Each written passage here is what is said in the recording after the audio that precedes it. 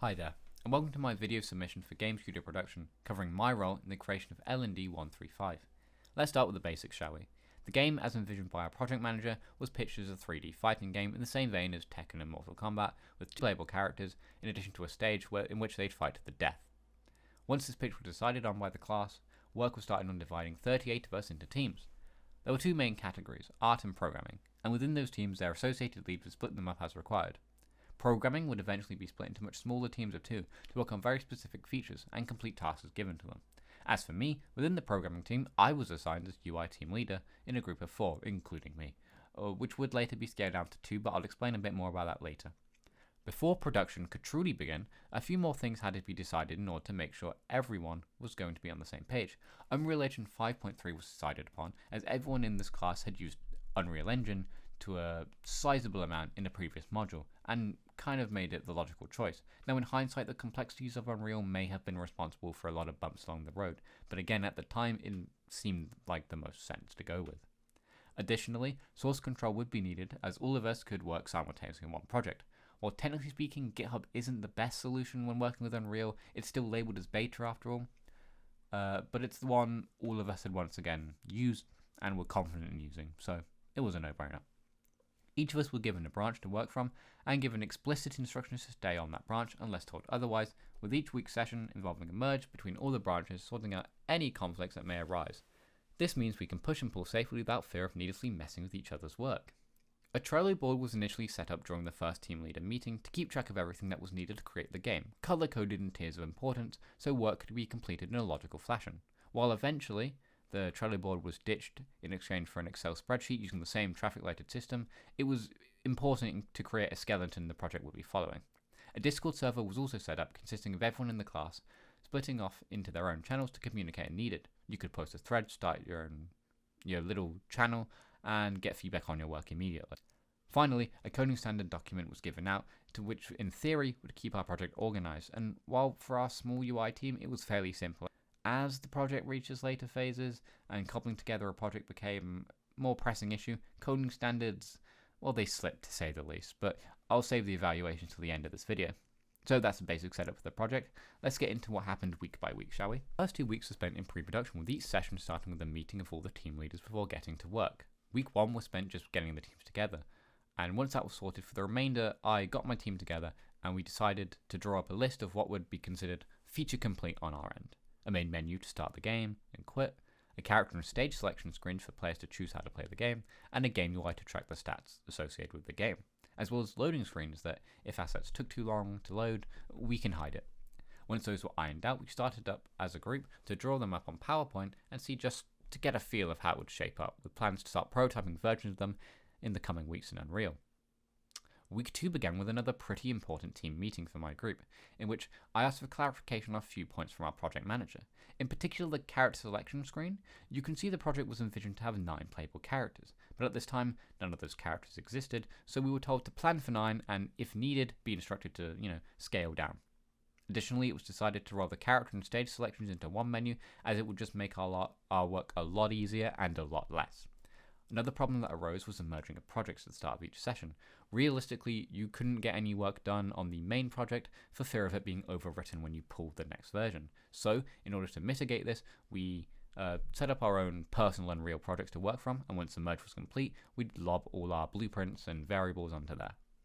Now, I took the time to split up the work between the 4 of us. I took main menu, Henry took the character and stage selection, Lawrence took the game UI, and Rashid took loading screens and a victory screen we thought was needed. And with that, we began blocking out the UI in Unreal with very limited functionality, resulting in what you're seeing on screen right now, a simple menu with only start and quit doing anything. Options and credits were added in order to allow for easy expansion depending on the state of the project. With the beginning of the week 3, we reunited in order to see how far we had gotten with boxing out our UI. For comparison, here's what it looked like at the start of week 3, nothing special, just working buttons. Now, it was here that it became clear that there wasn't enough work to consistently split between 4 people, so I decided to downsize the team and send 2 of us to work on programming, as they hadn't got the most concrete team structure they'd be able to fit right in, leaving me and Henry to spend the week porting over our blueprints from our own projects into the main project following the coding standards set out before. After the session, I decided to work on creating a proof of concept for the game UI, specifically focusing on the health bar, making them decrease by pressing the keyboard since I was unaware of how damage would work at this time.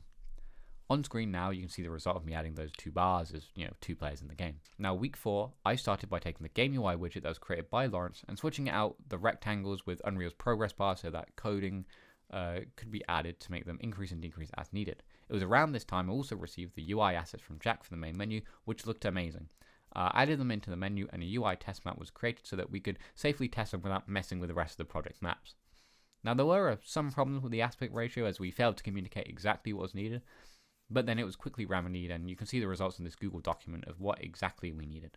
Additionally, I played around on my own personal files of overlaying the main menu onto a 3D environment to create a more interesting background, and while this never made it into the final version of the project, I think this is an important aspect of the development process to go over.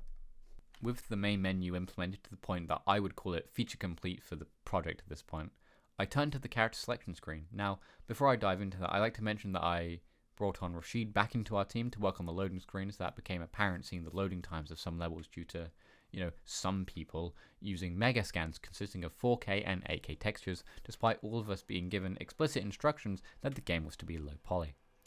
Anyway, as I was saying, I turned to character selection, but not alone. Me and Henry decided to work on it in a sort of paired programming setup, with the 2 roles constantly in flux, so we started to just throw out ideas to see what stuck. Over these weeks, the menu went through a variety of changes. These can be documented in my Discord messages. Initially, I'd pitched a Smash Bros. Style menu, but it became clear that Unreal did not like the idea of 2 cursors on screen, so that was ditched, and we went with the idea of each player possessing the cursor one after the other to select their characters, denoted by a highlight behind them. Another idea we played around with was adding a 3D element to the character preview, with a preview of their models. However, a combination of time constraints and the fact that not all the models were even in the game, we ditched that idea and just changed the text element to say which fighter they selected, but left space above just in case we wanted to go back to that plan. Now, these various iterations, once again, are in the Discord server with the GIFs associated with them. And once again, you can see they are looking great as courtesy of Jack for getting us the UI elements for the character selection menu. Now, with our work at a completed state, to the point where we could put it in the final project, we worked with Matt Privet on implementing it fully, but about halfway through, we broke up for Christmas, which meant I became a little engaged. So I would like to thank him for making that final push and cobbling all our code together into what you see in the final product. So next I want to just showcase what we completed in the project itself so you can get an idea of what was achieved by us.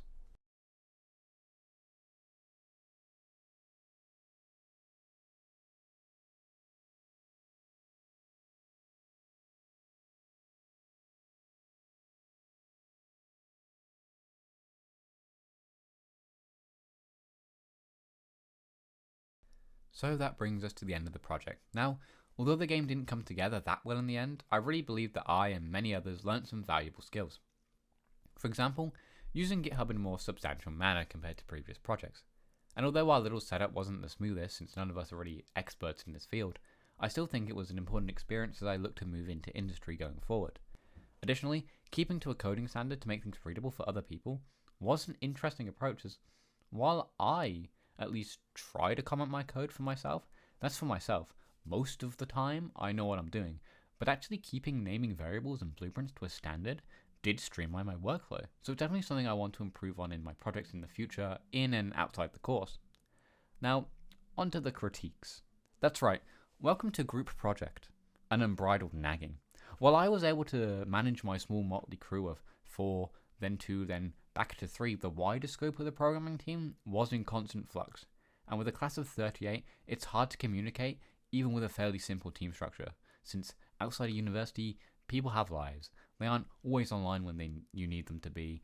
Work doesn't get done immediately the moment you want it to, and some of us take on too many shifts at the garden centre and regret ever taking that job. And despite everything going smoothly on our end, we were lacking crucial elements like level names before the last few weeks, realizing none of the 9 characters were fully implemented into the final game, making our menu kind of redundant, really could become kind of frustrating at times. And while everyone I talked to and worked with put all the effort they could into the project, it doesn't make these problems, as the first big group project we've done, go away. However, to end on a more positive note, this is the first time I've worked in such a large group, and although at times it could be a bit disjointed and frustrating, it has at least opened my eyes to what working in industry at large is really like. Now that is about everything I wanted to cover in this submission, so thank you for listening, and goodbye.